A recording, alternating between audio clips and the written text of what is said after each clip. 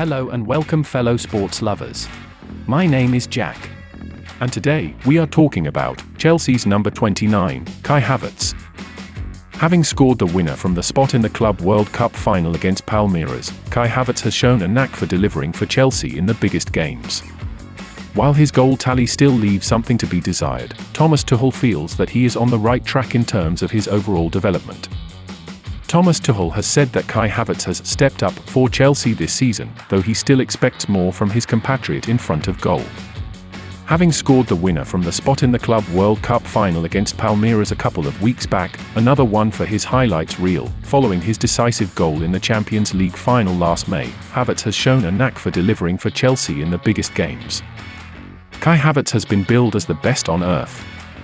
Nearly 2 years into King Kai's reign over Stamford Bridge, there still remain questions as to what his most effective role is within the team. It seems Tuchel has found his false number 9 now. Player profile. A quick view of Havertz's scouting report for percentile stats across Europe's top 5 leagues shows that he does not hit the above the 80th percentile in major attacking metrics. Specifically, the stat he hits the 80th percentile for is non-penalty expected goals, which seems like a good thing. However, Havertz is only in the 30th percentile for non-penalty goals scored. Scoring is hardly the only role an attacker can have though, so here's where he ranks in other categories.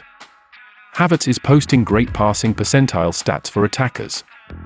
He ranks in the 90th percentile or better in passes completed, passes attempted, pass completion percentage, short pass completion percentage, medium pass completion percentage and long pass completion percentage. He is also in the 90th percentile or better for live passes, passes under pressure and ground passes. Somehow, Havertz is an excellent passer and pressure-resistant player that can also press opposition with the best of abilities, but he is not creating chances or scoring goals in the way that might be expected, given his strengths elsewhere. This is partially attributed to the fact that Havertz has been shuffled around almost anywhere and everywhere in middle and attacking thirds of the pitch, as have many attackers under Thomas Tuchel. Havertz has also dealt with COVID-19 twice and injuries throughout his time in West London, as have other attackers. The bottom line is that more is needed. How to get the best out of him is a different story. Havertz and Lukaku. The idea that Havertz and Lukaku are the best financial interests for the club to mature and have succeed, both players' success is likely going to be tied together. Already, half of the goals that Lukaku has scored have come while playing with Havertz in attack. Given the chop and change in the Chelsea attack, this is a positively alarming statistic. This is something to build on and get both players firing, but the how remains to be seen. Havertz seems to be best when given more of a free role to roam within and around the opponent's box, specifically when drifting to wider areas. This allows for fluidity in attack, but more importantly, it can allow Havertz to draw defenders and zones with him as he drifts. If the drifting he is so good at opens up spaces, it could allow Lukaku to then play off the shoulder and run directly into those vacated spaces. Additionally, Havertz and Lukaku both have tendency to drift right, but this is easily avoidable by having Havertz drift and draw attention with or without the ball, which allows Lukaku to make the run toward the goal either in transition or the final third. The German could be allowed to drift as a centre-forward or second striker behind Lukaku, albeit his role would likely function more similarly to a central attacking midfielder.